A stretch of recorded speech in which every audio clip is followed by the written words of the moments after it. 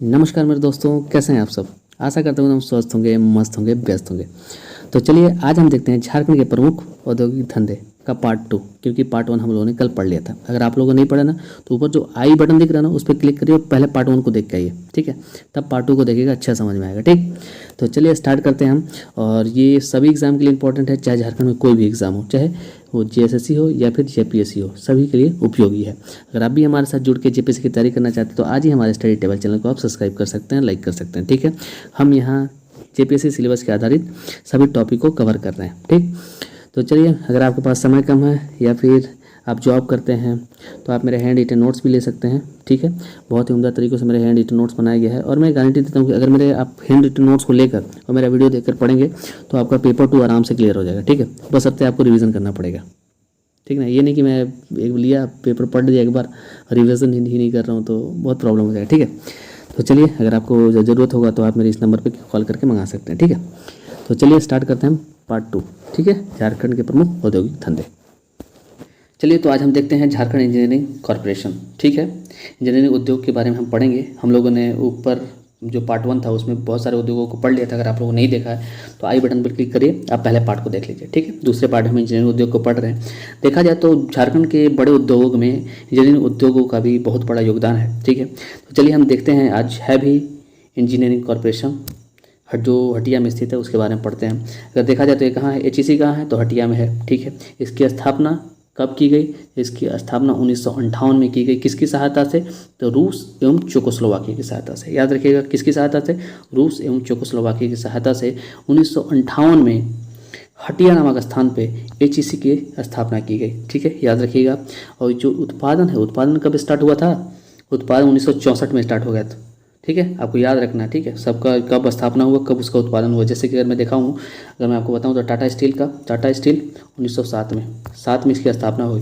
1911 में आयरन का उत्पादन स्टार्ट हुआ। 1914 में स्टील का उत्पादन स्टार्ट हो गया, ठीक है। तो ऐसे आप याद रखिएगा कि कब किस चीज़ का उत्पादन हो रहा है, ठीक है। तो इसका उत्पादन कब? 1964 में। अगर डेट पूछ देना तो आप याद रखिएगा कि जो 31 दिसंबर ना, हाँ 31 दिसंबर 1958 को इसकी स्थापना की गई थी। अगर एक दिन भी गुजरता ना तो 59 हो जाता, ठीक है। तो 31 दिसंबर 1958 में इसकी स्थापना की गई थी और इसका जो उत्पादन है 15 नवंबर 1964 से स्टार्ट हुआ, ठीक है। अगर पूछा जाए कि इसका जो वो है, मतलब इसके जो उद्घाटन करता है, जो किसने इनका उद्घाटन किया, तो जवाहरलाल नेहरू ने इनका उद्घाटन किया था। कब? तो 1963 में, ठीक है।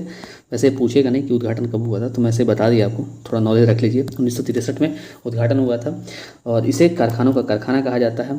और जब उद्घाटन करने हमारे जवाहरलाल नेहरू यहाँ आए थे तो उन्होंने कहा था एचईसी को देख के कि ये आधुनिक उद्योगों का मंदिर है, ठीक है। तो इसको भी आप याद रखिएगा। ये पूछा जा सकता है कि आधुनिक उद्योगों का मंदिर, यह वाक्य किसने कहा? तो जवाहरलाल नेहरू ने कहा था। किसके बारे में? तो एचईसी के बारे में, ठीक है।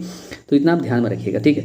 अगर देखा जाए तो 1958 में इसकी स्थापना हुई, तो आप समझ सकते हैं 1958 में सेकंड पंचवर्षीय योजना चल रही थी।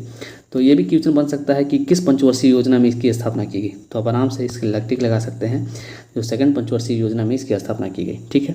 और सेकंड पंचवर्षीय योजना को भारी उद्योगों की स्थापना बहुत जोरों शोर से हो रही थी, ठीक है। उसमें भिलाई स्टील प्लांट हो गया, आपका दुर्गापुर बनरपुर हो गया, ठीक है। उसी समय इसकी स्थापना की गई थी, ठीक है। और थर्ड में आपका बोकारो स्टील प्लांट, ठीक है, याद रखिएगा। थर्ड में बोकारो स्टील प्लांट, सेकंड में एचईसी, ठीक। इसे क्या कहा जाता है? कारखानों का कारखाना इसलिए कहा जाता है कि ये एशिया का सबसे बड़ा हैवी इंजीनियरिंग कारखाना है।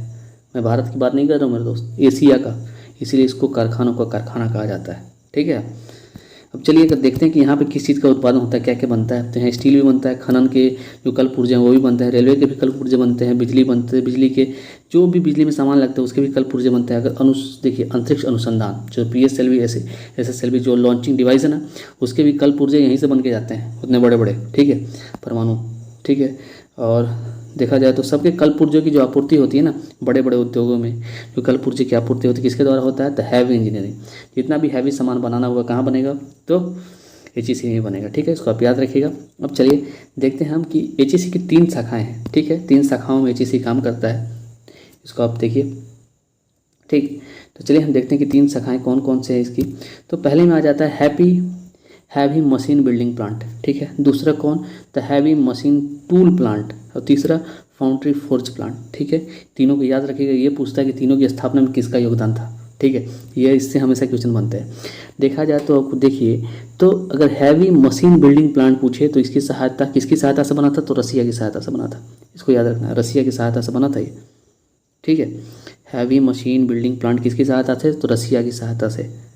ठीक है, अगर देखा जाए भारी, इसमें क्या होता है, भारी उपकरण का जो निर्माण होता है वो यहीं से होता है। जैसे ऑयल ड्रिलिंग हो गया, क्रेन हो गया, क्रेन जो बड़े बड़े बनते हैं ना, क्रेन बनते हो गए। वायल ड्रिलिंग होता है, जैसे कि नहीं समुद्र में वायल ड्रिलिंग होता है, जिससे खन जो तेल और निकाला जाता है, कच्चा तेल, उसके जो भी उपकरण है ना, सब यहीं पे बनते हैं। ठीक है, याद रखिएगा, जितने भी बड़े उपकरण हुए सब यहीं से बनते हैं, लो इस्पात से संबंधित। ठीक है, अगर एच को कहाँ से, अगर ये देखिए ये भी है, एच को लो एस की आपूर्ति कहाँ से होती है, तो बोकारो स्टील प्लांट से इसको लो एस मिल जाता है। ठीक है, तो याद रखिएगा, लो एस की आपूर्ति बोकारो स्टील प्लांट। लेकिन आपको ये देखना है कि हैवी जो मशीन बिल्डिंग प्लांट है उस किसकी सहायता से, तो रसिया की सहायता से। ये हमेशा पूछता है किसकी सहायता से बना। जैसे आपका ये देखिए हैवी मशीन टूल प्लांट, ये किसकी सहायता से, ये भी रसिया की सहायता से। ठीक है, इसमें भी रसिया की सहायता से, और उसमें भी विभिन्न प्रकार के कल पुर्जे बनाए जाते हैं, मशीन के कल पुर्जे।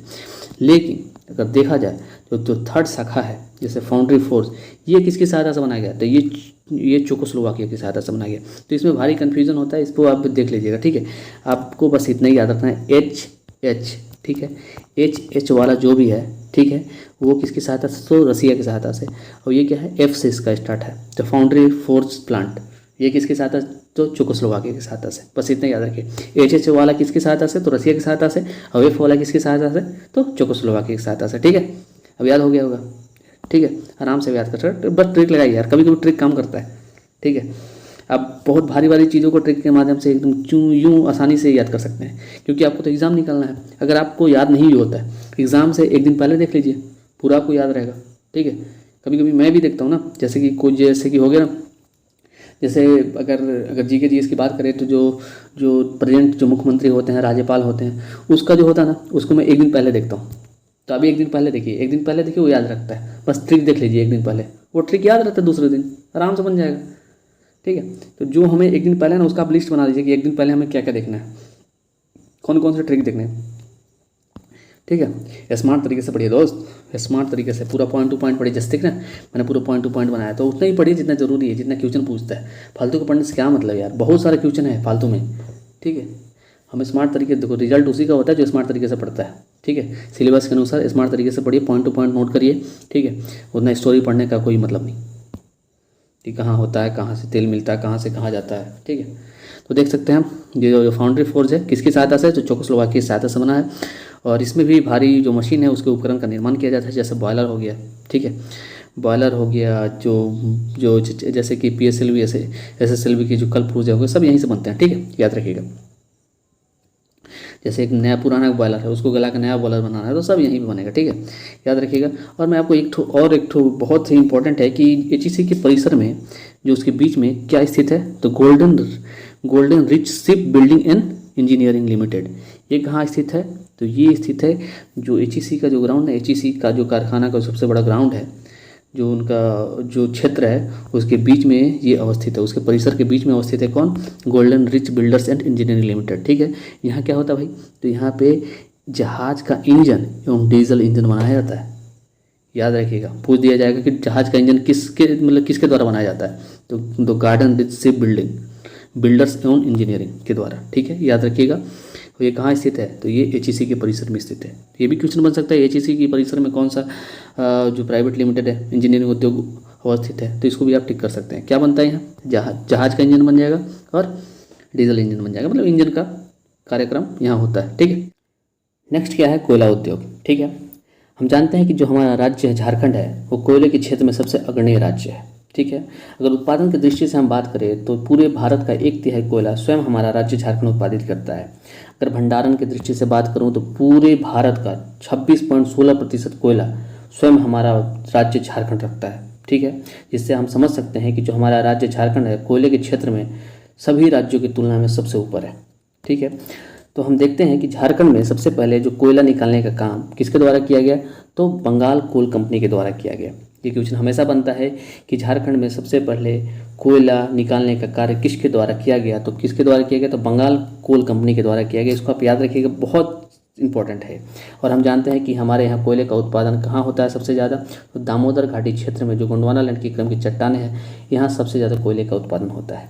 ठीक है, और अगर देखा जाए तो हमारे यहाँ 5 और भी प्रमुख क्षेत्र हैं जिसका चर्चा मैं कर चुका हूँ, जो खनिज जब मैं पढ़ा रहा था उस समय, कि अगर देखा जाए तो अगर मैं अभी भी आपको बता दे रहा हूँ जो 5 हमारे क्षेत्र हैं, जैसे कि दामोदर घाटी क्षेत्र हो गया, बराकर जो बेसिन क्षेत्र हो गया, अजय घाटी क्षेत्र हो गया, राजमहल पहाड़ी हो गया, फिर उत्तरी कोयल हो गया, इन क्षेत्रों में कोयला मिलता है। ठीक है, लेकिन सबसे ज़्यादा कोयला हमें दामोदर घाटी क्षेत्र में मिलता है। और दामोदर घाटी क्षेत्र में हमें 2 खानें सबसे ज़्यादा मिलती हैं, 2 खानें सबसे ज़्यादा प्रचलित हैं, वो देखिए, एक ठो झरिया है, एक ठो कर्णपुरा है। अगर मैं झरिया की बात करूं तो ये एशिया की सबसे बड़ी खान है उत्पादन की दृष्टि से देखा जाए तो। अगर क्षेत्रफल की दृष्टि से देखा जाए तो कर्णपुरा सबसे बड़ी खान है। अगर मैं बात करूं तो पूरे झारखंड का 45% जो भी कोयला है वो झरिया से ही उत्पादित होता है। ठीक है, और हमारे यहाँ सबसे ज़्यादा जो कोयला प्राप्त होता है उसमें बिटुमिनस की मात्रा, मतलब बिटुमिनस जो कोयला है वो सबसे ज़्यादा उत्पादित होता है। ठीक है, इसको आप याद रखिएगा। चलिए अब हम देखते हैं कि हमारे यहाँ झारखंड में वर्तमान में कोल इंडिया की 3 बड़ी इकाइयाँ काम करती है। ठीक है, मैं इन तीनों इकाइयों के बारे में आपसे बात करूंगा, क्योंकि इसके बारे में मैंने आपको थोड़ा संक्षिप्त रूप में खनिज का जो मैं टॉपिक ले रहा था उसमें आपको बताया था, और मैं उस समय आपको बोला भी था कि इन सब के बारे में मैं कोयला उद्योग जब पढ़ाऊँगा उसमें आपको बात करूँगा। ठीक है, तो आप देख सकते हैं जो CCL कंपनी है, सेंट्रल कोल फील्ड लिमिटेड, ये कहाँ अवस्थित है, ये रांची में अवस्थित है। और दूसरी कहाँ है, BCCL, ये भारत कोकिंग कोल लिमिटेड, ये कहाँ है, धनबाद में अवस्थित है।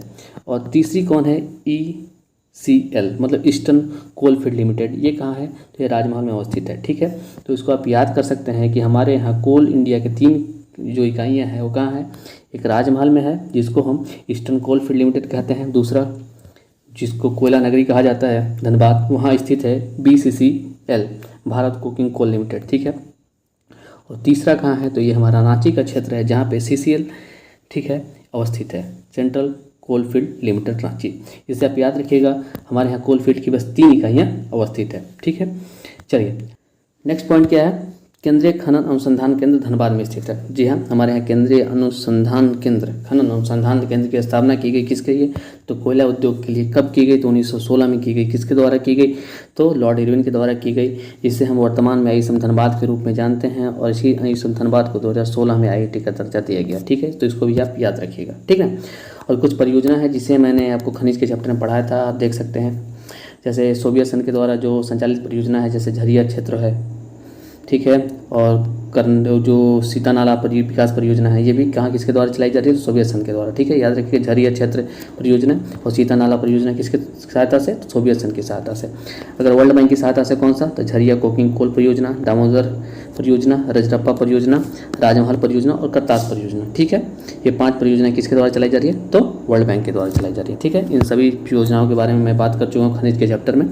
आप चाहे तो हमारा जो प्रीवियस वीडियो है उसको आप देख सकते हैं। ठीक है, चलिए अब देखते हैं हम झारखंड में प्रमुख बड़े उद्योग। ठीक है, देखिए मैंने संक्षिप्त में सबको बताया है। देखिए पहले हम ये देख लेते हैं कि हमारे जमशेदपुर में कितने उद्योग हैं। ठीक है, जैसे टिस्को हो गया, टेल्को हो गया, टाटा एग्रीको हो गया। तो आप याद रखिए, टाटा एग्रीको कृषि संबंधित उपकरण का निर्माण करती है। ठीक है, और ये कहाँ स्थित है, तो जमशेदपुर में स्थित है। ठीक है, जैसे टाटा टिमकिन हो गया, टाटा याडोगुआ हो गया, टाटा जो टीन प्लेट हो गया, फिर GRF हो गया, औद्योगिक मशीन बनाता है, ये टीन प्लेट टीन चादर बनाता है। ठीक है, तो आप देख सकते हैं ये कहाँ अवस्थित है, तो ये सब कहाँ, जमशेदपुर में अवस्थित है। और ये सब किसके अंडर में आता है, तो टाटा ग्रुप के अंडर में आता है। ठीक है, याद रखिएगा। चलिए 8 में देखिए, बोकारो स्टील प्लांट, इसकी स्थापना 1964 में। क्या उत्पादन करता है जी, तो ये स्टील का उत्पादन करता है। कहाँ ये, तो बोकारो में सेल के अंतर्गत आता है। ठीक है, इसको आप समझ सकते हैं। CCL के बारे में मैंने अभी पढ़ा हूँ, ये कोयला के क्षेत्र में है, और इसकी ये कहाँ है, तो ये रांची में है। BCCL ये धनबाद में है, और HEC, हाँ चलिए HEC कहाँ है भाई, तो ये रांची के हटिया क्षेत्र में है। ये भारी मशीन उद्योग के रूप में जाना जाता है। ठीक है, इसकी स्थापना 1958 में की गई थी। ठीक है, आप देख सकते हैं संक्षिप्त रूप में हम सबको लिखे हैं, आप आराम से पढ़ सकते हैं। जैसे हिंदुस्तान कॉपर लिमिटेड, ठीक है, कॉपर के क्षेत्र में है। कहाँ है, तो पूर्वी सिंहभूम में है। सिंधु उर्वरक कारखाना, इसकी स्थापना 1951 में। ठीक है, कहाँ, तो धनबाद में। ठीक है, golden rich ship builders and engineering limited, ये डीजल इंजन बनाता है। कहाँ है, तो ये रांची में HEC के परिसर में है। ठीक है, उषा मार्टिन ये स्टील उद्योग है। कहाँ है ये, तो रांची सिंहभूम के क्षेत्र में। ठीक है, उषा बेल्टॉन है कि ये केबल बनाता है, और ये कहाँ है तो रांची में भी अवस्थित है ये। हिंडाल्को हो गया एल्युमिनियम उद्योग, ठीक है, इसकी स्थापना 1938 में हुई थी। और क्या उत्पादन होता है तो एल्यूमिना उत्पादन होता है, ठीक है, और इसे केरल में भेज के जिसे शुद्ध एल्युमिनियम प्राप्त किया जाता है, ठीक है, इसको आप याद रखिएगा। मूरी में है ये स्थित, ठीक है। Bihar caustic soda and chemical, जहाँ कॉस्टिक सोडा का उत्पादन किया जाता है, कहाँ है ये तो ये है पलामू रेहला में, ठीक है। एसएससी सीमेंट, आप समझ रहे हैं, एसएससी सीमेंट कहाँ, धनबाद पूर्वी सिंहभूम, याद रखिएगा। फिर क्या है, विस्फोटक कारखाना, ठीक है, इंडियन एक्सप्लोजिव, ये कहाँ है, गोमिया में है, बोकारो में, ठीक है, याद रखिएगा। बिहार स्पंज आयरन, ये क्या है, लोहा स्पंज का उत्पादन करता है, कहाँ है, चांडिल धनबाद में। इंडो ऑक्साई ग्लास, ठीक है ना, ग्लास इंडस्ट्रीज का है ये कांच बनाता है, कहाँ है अवस्थित है, बुरकुंडा रामगढ़ में, ठीक है, याद रखिएगा। चलिए, हैदराबाद इंडस्ट्रीज क्या है भाई, एस्बेस्टर का उत्पादन करते हैं, कहाँ है, देवघर में है। जिंदल कहाँ है आपका, स्टील का उत्पादन करता है, रामगढ़ में है। अडानी ग्रुप कहाँ है जी, तो स्टील का उत्पादन करता है गोड्डा में, ठीक है। और एक फैक्ट्री इंडस्ट्री धनबाद की चिरकुंटा, ठीक है, इसको आप याद रखिएगा, ठीक है।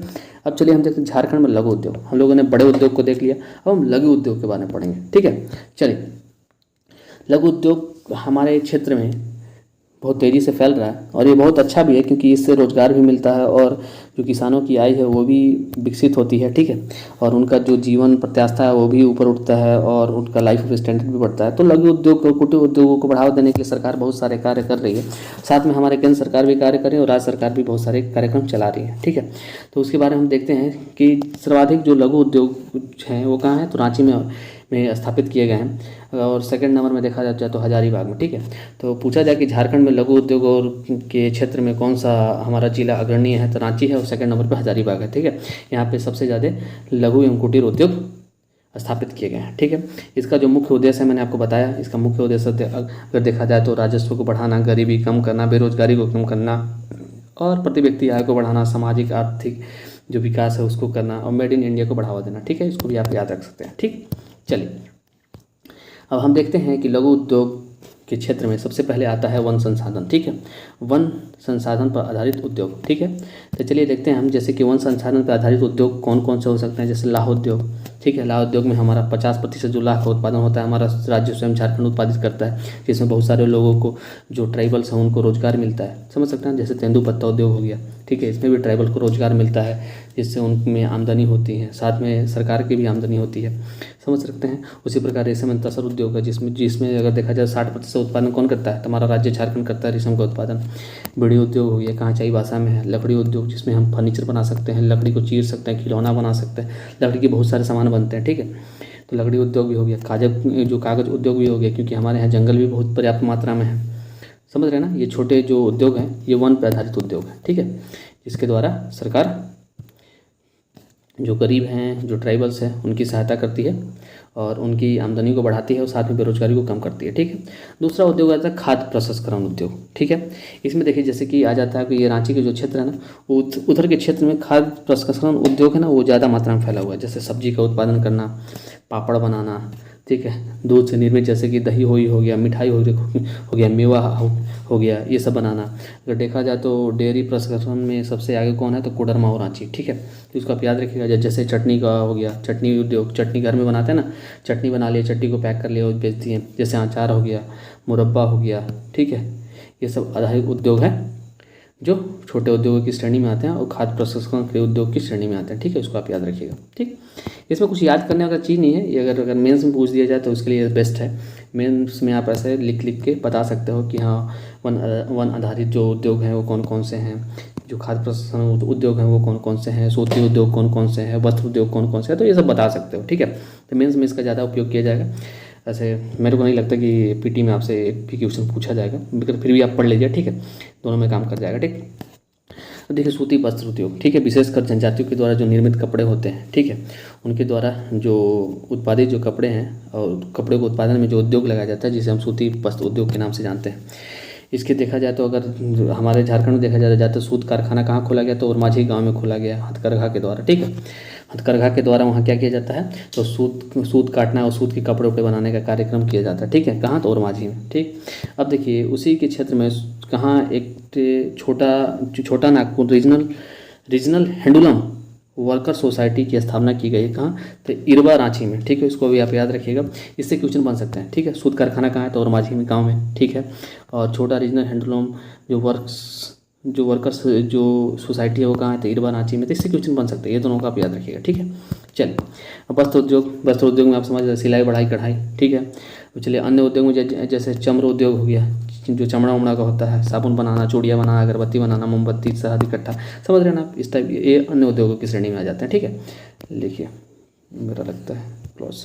चलिए तो अब सरकार ने बड़े उद्योग एवं लघु उद्योगों के लिए बहुत सारी योजनाएं का निर्माण किया है, जिससे छोटे बड़े उद्योगों का विकास हो रहा है। इसके बारे में आगे पढ़ने के लिए आपको औद्योगिक विकास निधि का वीडियो देखना पड़ेगा, ठीक है।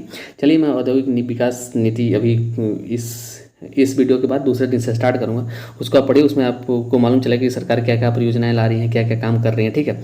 वो अच्छा रहेगा, वो मेंस में भी लिखने का काम आएगा, उससे भी 10 क्वेश्चन आते हैं ना, 10 क्वेश्चन आते हैं उससे, तो बहुत इंपॉर्टेंट हो जाता है, ठीक है। तो उसमें हम देखेंगे सरकार क्या क्या काम कर रही है, कौन कौन औद्योगिक गलियारी चला रही है, क्या क्या कर रही है, ठीक है। हम देख सकते हैं औद्योगिक क्षेत्र के बारे में हम पढ़ेंगे, 4 है, देख रहे हैं मैं कितने अच्छे तरीके से बनाया हूँ, एक एक चीज़ को डिस्क्राइब किया हूँ दोस्त।